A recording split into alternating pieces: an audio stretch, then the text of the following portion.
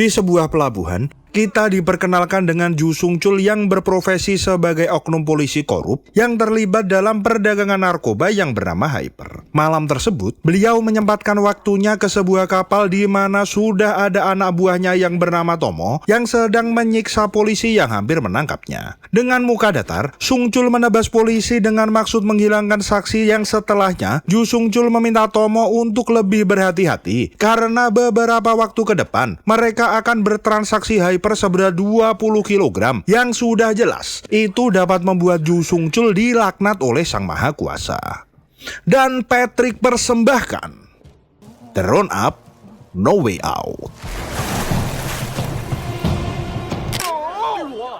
Di pusat kota, terjadi keributan yang dipicu oleh warga yang menyalakan klakson ke arah preman yang sedang ngopi. Sang tokoh utama Ma Dong-suk yang melihat kegaduhan tersebut pun merapat ke TKP dan dimulailah adegan tinju meninju pertama di film ini. Setelah pergelutan selesai, polisi lokal pun datang dan mencoba menangkap Ma Dong-suk tanpa mengetahui bahwa dialah yang membereskan para preman tersebut. 여기 다친 사람 있어요. 다친 사람. 선생님 모르셨어요? 아니 내가 아니고. 아니, 내가 아니라고. 가만히 계세요. 내가. Di kantor polisi, sang inspektur yang merupakan atasan Ma Dong-suk tidak berhenti memuji-muji tindakan heroiknya karena telah memberantas para preman yang ternyata sudah masuk daftar hitam kepolisian sejak 2 bulan terakhir. Baru akan rehat dari pekerjaannya, Ma Dong-suk dan timnya mendapatkan callingan untuk menangani kasus wanita bunuh diri di sebuah hotel.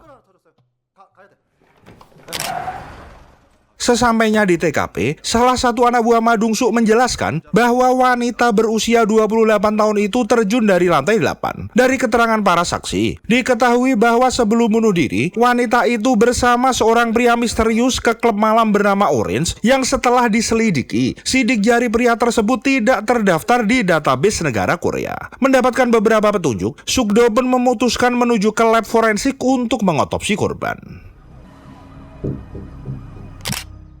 Dari hasil otopsi, dokter menjelaskan bahwa kematian wanita tersebut disebabkan oleh serangan jantung yang besar kemungkinan karena pengaruh hyper yang ditemukan di pembuluh darah korban. Dengan kata lain, Mak Suk-do menyimpulkan bahwa wanita itu didorong oleh seseorang dari lantai 8 dalam kondisi yang sudah tidak bernyawa. Suk-do pun menghubungi sang inspektur untuk mengambil alih kasus ini sebelum dialihkan ke divisi narkotika dengan alasan Ma Dong-suk geram dengan tingkah laku para pengedar hyper yang sudah di luar kendali. 이거 내가 할게. 넘기지 마. Tanpa surat perintah, Ma Dong-suk memutuskan bertamu ke klub Orange untuk mencari petunjuk di mana untuk masuk ke klub tersebut. Dia membayar informannya yang bernama Sasame, yang menurut deskripsi film ini, Sasame berprofesi sebagai sales klub Orange yang bertugas menggait orang-orang berkantong tebal untuk masuk ke klub tersebut. Berhasil masuk tanpa perlu menunggu antrian, Suk-do dan Manjai langsung berpencar untuk mencari pemilik klub Orange yang bernama Lee Sang-chul. Suk-do pun menuju ke area VIP di lantai 2, di mana Ma Suk-do justru mendapatkan sambutan kurang ramah dari seorang penjaga tanpa dia ketahui. Ma Dong-suk memiliki kemampuan mematikan, yaitu terkaman pencabut kesadaran. Suk-do mulai masuk ke ruangan VIP dan melihat muda-mudi penerus bangsa sedang asik mengkonsumsi hyper, yang mana Ma Suk-do dengan polos memfoto kegiatan ilegal tersebut dari jarak kurang dari 1 meter. Di tengah mengumpulkan barang bukti, Ma Suk-do lagi-lagi dihampiri penjaga yang sudah tersadar, akan tetapi lagi-lagi dia harus menerima bogeman dari Ma Suk-do, yang mana kini dia menjadi satu-satunya orang di film ini yang harus kehilangan kesadaran 2 kali dalam kurung waktu kurang dari 5 menit.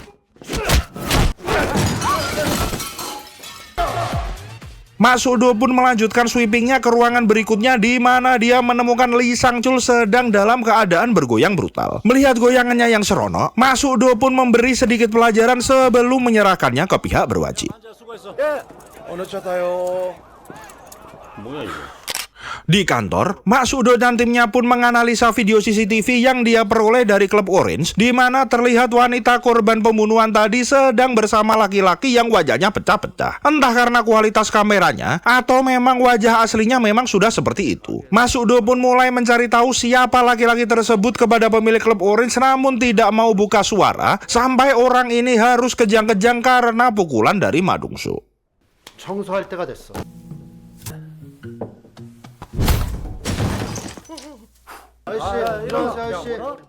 Setelah siuman, sang pemilik klub pun menceritakan bahwa laki-laki itu bernama Hiroshi, yang mana dia beberapa bulan ini sering ke klub Orange untuk menjual hyper ke pengunjung dengan Lee Sang-chul mendapatkan bagian 10% dari hasil penjualan hyper tiap hari. Mendengar penjelasan yang begitu gamblang, Ma Dong-soo pun meminta dua rekannya untuk mencari keberadaan Hiroshi, sedangkan Ma Dong-soo akan mencari pengedar hyper lainnya. 오케이. 야, 얘 데리고 가. Malam itu, Tomo dan Ju Sung-chul bertemu dengan dua mafia asal Jepang yang bernama Mr. Big dan Madam Jin untuk memperkenalkan hyper yang tengah populer di kalangan muda-mudi Korea. Tomo dengan percaya diri menawarkan kerjasama, bahkan dia siap menjual dengan harga grosir jika Madam Jin tertarik. Bak Gayung bersambut, kedua pihak mencapai kesepakatan dengan Madam Jin siap membeli hyper seberat 20 kg secara cash, dengan syarat Ju Sung-chul dan Tomo memberinya diskon 50%. 내가 알아서 정리할 테니까. Dengan mengandalkan informasi dari Sasami, Ma Dong-soo dan Manjai berhasil mendapatkan petunjuk tentang gembong narkoba lainnya, yaitu Mrs. Jun yang diketahui juga menjual hyper di klub malam miliknya. Tanpa membuang waktu, Sugdo dan Manjai memutuskan untuk mengunjungi markas Mrs. Jun yang ternyata berlokasi tidak jauh dari markas Sugdo. Berhasil masuk dengan merusak pintu, Ma Sugdo mendapatkan sambutan negatif dari bodyguard Mrs. Jun tanpa mengetahui tokoh utama di film ini sangatlah overpower. 아니,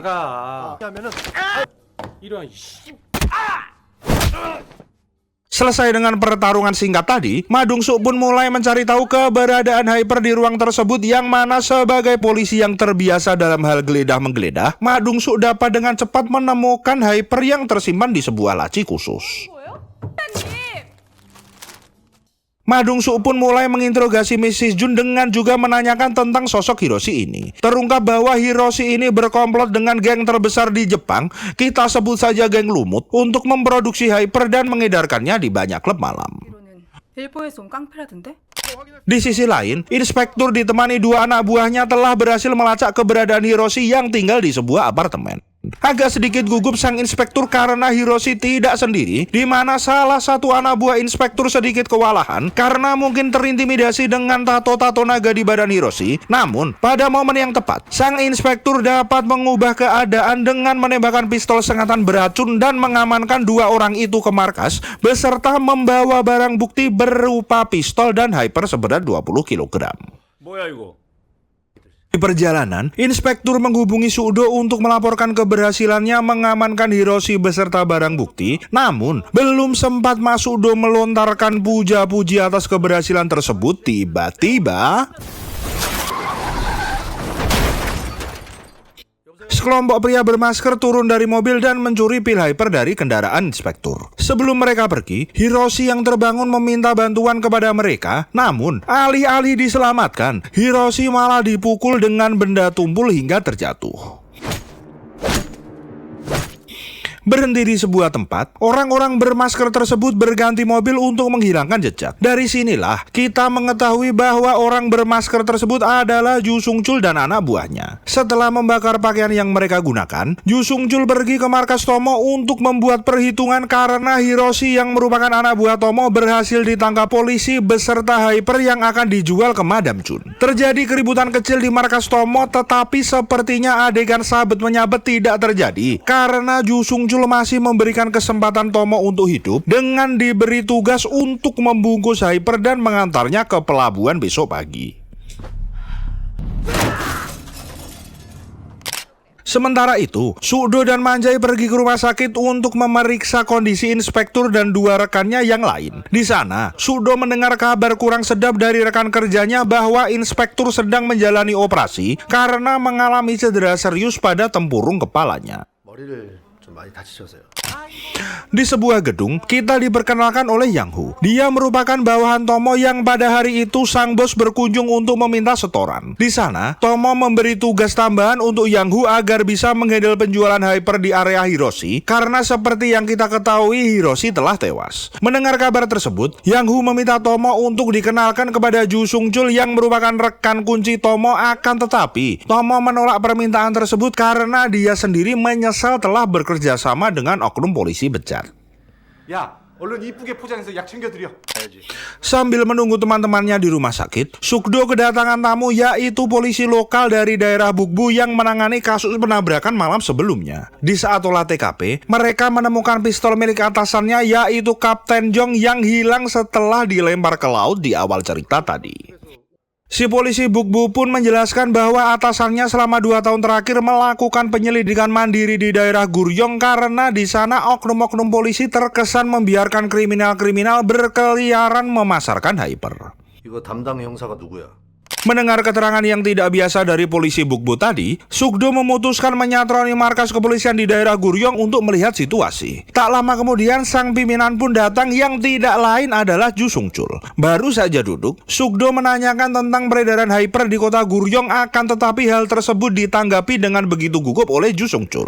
Sukdo yang yakin ada sesuatu yang disembunyikan pun memberikan kartu namanya, akan tetapi sesampai di luar ruangan, dia baru menyadari bahwa dia salah memberikan kartu nama. Bukan kartu nama Madungsu, akan tetapi kartu nama dari sebuah restoran. 알겠습니다.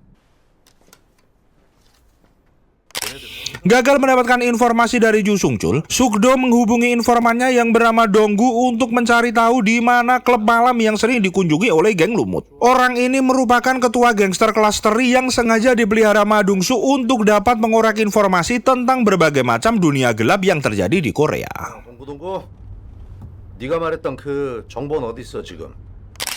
Berbekal informasi dari Donggu, Sukdo pun menemui Cherry yang merupakan pemilik klub langganan geng lumut. Agak sulit diajak komunikasi layaknya makhluk hidup normal, Sukdo pun menerbangkan nyawanya beberapa detik sehingga Cherry mau menurut dan ikut ke kantor polisi. Di kantor polisi, Cherry pun diinterogasi seputar geng lumut. Masih terbayang dengan bogeman Sukdo, Cherry menjelaskan bahwa geng lumut yang dipimpin oleh Tomo ini ternyata gemar party 7 kali 24 jam tanpa henti di klub milik Cherry. Mendengar untaian beberapa kalimat yang terucap dari mulut Cherry, Sukdo pun memutuskan untuk mendatangi klub milik abang Cherry. 아 그래요? 빨리 가요. Beralih ke Jepang, kita diperkenalkan oleh Ichizo, ketua geng lumut sekaligus atasan Tomo dan Ju Sung Chul. Ichizo sangat marah karena Ju Sung Chul telah mengkhianati geng lumut dengan mencuri Hyper miliknya dan menjualnya kepada Madam Jun dengan harga murah. Tidak tahan lagi dengan kelakuan Ju Sung Chul, Ichizo pun mengutus algojo kepercayaannya yaitu Riki untuk menghabisi Ju Sung Chul dan mengambil kembali semua pil Hyper yang dimiliki oleh Tomo.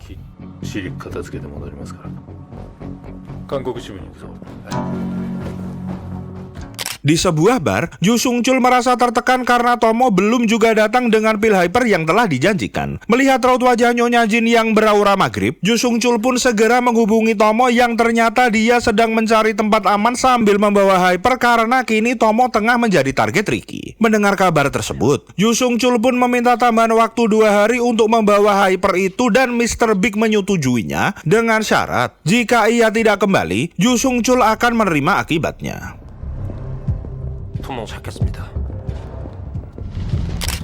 Sementara itu, anak buah Tomo yang sedang mengemasi seluruh aset yang dimiliki oleh bosnya pun dikagetkan dengan kedatangan Riki. Dengan memanggul properti syuting berupa katana, Riki pun memontang-mantingkan anak buah Tomo dengan penuh sukacita. Namun Riki sendiri nampaknya kurang puas karena dia tidak dapat menemukan keberadaan Tomo di tempat tersebut.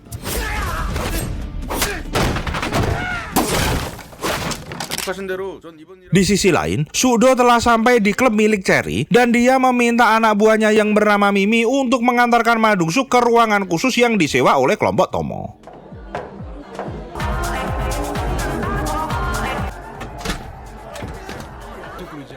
Mendapatkan respon yang arogan, Mas Sukdo pun mulai menselengkat satu persatu kroco geng lumut. Dengan singkat, seluruh orang di tempat tersebut terkapar di lantai dengan percuma karena Sukdo hanya dapat menemukan Yang Hu yang bersembunyi di balik meja, sedangkan Tomo tidak tahu entah kemana.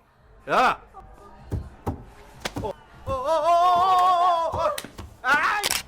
Berbekal informasi dari Yang Hu, Sukdo berhasil menemukan lokasi Tomo, akan tetapi kedatangan Sukdo telat karena Tomo telah dibawa keluar hotel oleh Ricky.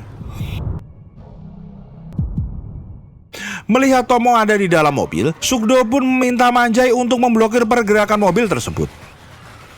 Terjadi pertempuran di basement di mana jujur saja tim dari Ricky ini lebih bengis dan arogan sehingga membuat Sukdo kewalahan. Ditambah lagi Ricky yang tiba-tiba datang menabrak sang tokoh utama dan kabur dari basement.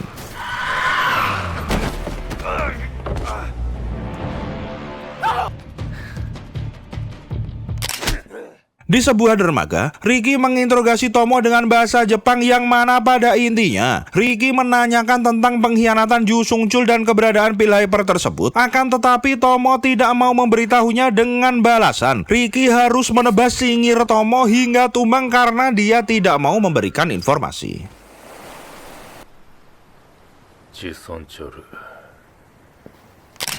Di tempat persembunyian Yang Hu, Sukdo datang dan memberikan kabar buruk bahwa Tomo telah mati dan jenazahnya kini tergeletak di bibir dermaga. Sukdo pun mulai menginterogasi Yang Hu tentang siapa yang menyerangnya di basement dan pembunuh Tomo. Yang Hu pun menjelaskan bahwa dia tidak tahu siapa mereka. Tetapi menurutnya, orang-orang itu adalah pentolan geng lumut yang diimpor langsung dari Jepang untuk menyelesaikan masalah ini.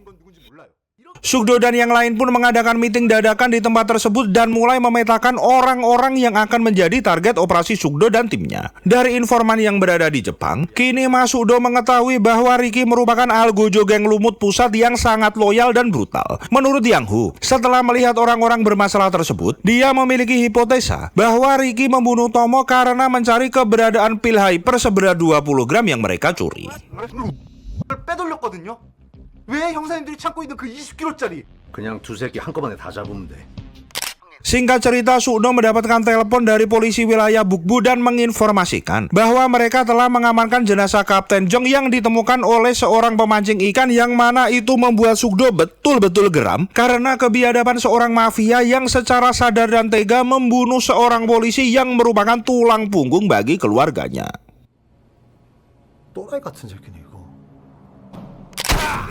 Malam harinya, Ju Sung-chul dan anak buahnya menggerebek oknum geng lumut yang diduga mengundang Ricky ke Korea. Setelah menghajar orang tersebut, Ju Sung-chul meminta agar ia menemui Ricky dan memperingatkannya untuk tidak mencari pil hyper yang disembunyikan oleh Tomo atau Ricky akan mati di tangannya. 리키한테 가서 전해. 그 약 건들면 다 죽인다. Setelah menghajar anak buah Tomo, anak buah Ju Sung-chul pun ditugaskan untuk mencari hyper di kantor Tomo. Di tengah melakukan pencarian, dia dikagetkan dengan kemunculan Ricky yang mana itu menjadi momen terakhir anak buah Ju Sung-chul bernapas karena dia dihajar lalu ditebas oleh sang algojo. Siang harinya saat Ju Sung-chul melakukan olah TKP pembunuhan yang menimpa salah satu anak buahnya, telepon datang dari Ichizo yang mana dia meminta Ju Sung-chul menyerahkan kembali pil hyper tersebut apabila dia tidak ingin tumbang secara tragis. Namun, Ju Sung-chul secara arogan menolak kesepakatan itu dan meminta Ichizo untuk tidak mencari pil hyper yang keberadaannya saat ini belum ditemukan. 당신이 사던가.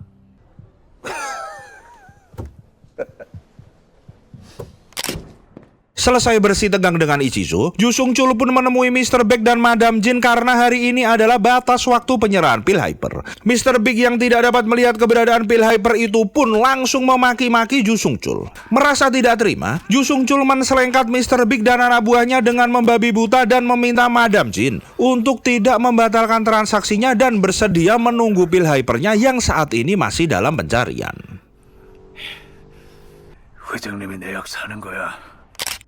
Di tengah perjalanan ke markas, Sukdo mendapatkan informasi dari Yang Hu yang berasumsi bahwa pil hyper yang selama ini belum ditemukan berada di sebuah kapal tua milik geng lumut yang terparkir di dermaga. Mendengar kabar baik ini, Sukdo pun meminta Manjai untuk mengantarkannya ke lokasi yang dimaksud saat itu juga. 똑바로 앉아. 아 오케이.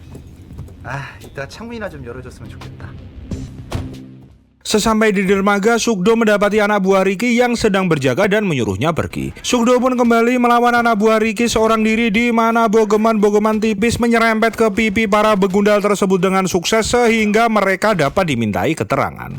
Dari sana, Sugdo menanyakan keberadaan pil haram tersebut, akan tetapi anak buah Ricky tidak tahu di mana pil tersebut berada, dan kini Ricky pun juga sedang mencari keberadaan pil tersebut. Tim Sugdo kemudian menggeledah area tersebut dan menemukan sebuah kunci kapal dengan logo geng lumut dan bertuliskan Lucci. Curiga dengan kesamaan antara kapal Lucci dan kunci tersebut, mereka pun memutuskan untuk menyelidiki kapal yang terparkir di dermaga. Tidak ada yang aneh dari kondisi kapal tersebut sampai anak buah Sugdo menemukan ruangan di bawah kapal yang mereka sulap menjadi lab untuk memproduksi Hyper. 보트를 작업실로 쓴 거네. Di ujung ruangan, Sugdo juga menemukan brankas di mana setelah membuka brankas itu dengan paksa, mereka hanya menemukan seutas tali tambang berwarna kuning. 이게 뭐야? Melihat tali tersebut memiliki kesamaan dengan tali tambang jangkar kapal, Sugdo pun menarik jangkar kapal tersebut dan wala, mereka menemukan pil Hyper seberat 20 kg yang selama ini dia cari-cari ternyata direndam di bawah air laut. Malam harinya, Ju Sung Chul mendapatkan kabar dari anak buahnya tentang keberadaan Ricky saat ini, di mana setelah mendengar kabar tersebut, Ju Sung Chul pun menuju ke lokasi yang dimaksud untuk menselengkat sang Algucu. 준비해. Di waktu yang sama, Sugdo memutuskan untuk menemui Cherry di markasnya dan memintanya untuk menghubungi Ju Sung Chul dan menginformasikan bahwa dia sudah menemukan pil Hyper 20 kg lengkap beserta foto selfie Cherry bersama barang haram tersebut. Melihat barang yang dicari di depan matanya, Ju Sung Chul meminta Cherry untuk ke dermaga sekarang juga sendirian dengan membawa pil Hyper tersebut. 이거 저희가 갖다 팔아도 저희가 약 깨끗이. Ju Sung Chul yang cerdik pun masuk ke tempat Ricky untuk mengajaknya bekerja sama karena kini ia tahu di mana pil Hyper itu berada tanpa Ricky ketahui. Ju Sung Chul menjebak Ricky agar ia bisa ditangkap oleh Sugdo. 나랑 거래 하나 하자. Cherry yang sudah berada di dermaga lalu menghubungi Ju Sung Chul dan diminta untuk pergi ke lantai 3 yang ternyata Ju Sung Chul dan anak buahnya berada di luar gedung dan siap menyerang mobil tim Sugdo yang berada di sekitaran gedung tersebut. Sesampainya di lantai 3, Cherry dikagetkan dengan keberadaan Ricky yang sudah ada di sana. Cherry histeris bukan kepalang karena merasa terjebak dan tak lama kemudian Sugdo datang untuk menolongnya, namun kali ini Sugdo harus pingsan karena kepalanya diselengkat benda tumpul dari belakang. 아게로. Ricky pun membuka isi dari tas yang dibawa Cherry, namun dia hanya bisa menemukan garam. Sambil menangis, Cherry menjelaskan bahwa yang tahu tentang lokasi pil Hyper tersebut adalah Sugdo. Sadar dirinya hanya dijadikan bahan lelucon oleh Ju Sung Chul, Ricky pun memutuskan untuk pergi dengan membawa Sugdo. 릭사. 거기서 들어대고 해. Dari luar gedung, anak buah Sugdo yang merasa ada yang janggal memutuskan untuk menyusul Sugdo, akan tetapi manuver mereka dicegat oleh Ju Sung Chul yang tiba-tiba menggerebek mobil tim Mas Sugdo dan mereka pun berhasil membawa pil Hyper itu pergi. Berlokasi di sebuah dapur restoran, Ju Sung Chul menghubungi Ricky dan terang-terangan dia akan mengkhianatinya, di mana hal tak terduga terjadi ketika Mas Sugdo telah sadar dan mengajar anak buah Ricky. Dengan kemampuan bertinjunya, Mas Sugdo dengan satset dapat menghajar seluruh anak buah Ricky hingga tersisa sang bos seorang diri. Pertempuran sang pemeran utama dan sang Algojo pun tidak terhindarkan. Dengan katana yang sepertinya runcing, Ricky dapat mengenai kaki Ma Dongsu, akan tetapi hal itu sia-sia. Ma Dongsu terus saja mengembur bagian kepala Ricky yang ternyata memiliki ketahanan luar biasa keras dengan tetap dapat sadar walaupun terkena serangan dari Ma Dongsu, hingga pertahanan Ricky pun harus jebol ketika dia mendapatkan pukulan serius dari Ma Dongsu hingga dia terlempar tak sadarkan diri. 잡았어요? 잡았네. 잡아야 된다. Tanpa ada istirahat, Ma Dongsu, kapten bersama Manjae menuju ke lokasi Ju Sung Chul yang sedang di markas polisi Guryong. Tanpa Ju Sung Chul sadari, Sugdo telah menyimpan pelacak berupa HP di tas tersebut. Di kantornya, Ju Sung Chul dan rekannya berkemas untuk keluar dari negara Korea, dan ketika mereka akan pergi dari kantor tersebut, tiba-tiba sempat mendapat hadangan dari polisi yang bertugas. Mas Sugdo akhirnya dapat masuk berkat bantuan sang inspektur yang mengaku sebagai investigator dari kepolisian pusat.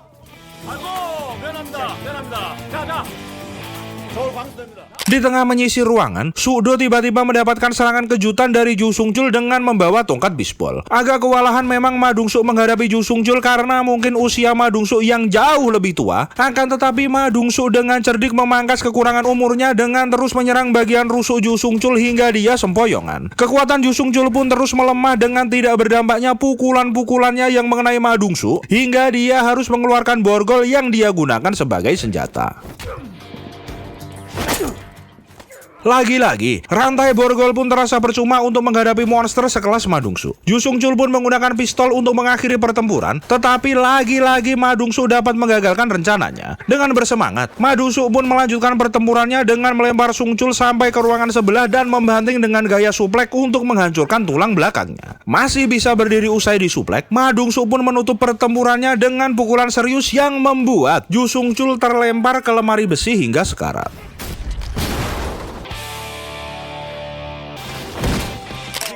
Setelah semuanya selesai, inspektur pun mengadakan syukuran di sebuah rumah makan lengkap dengan Cherry yang saat ini diangkat menjadi utusan khusus kantor Ma Dong-suk untuk dapat memberikan informasi tentang aktivitas dunia malam di negara Korea. Dan film pun tamat.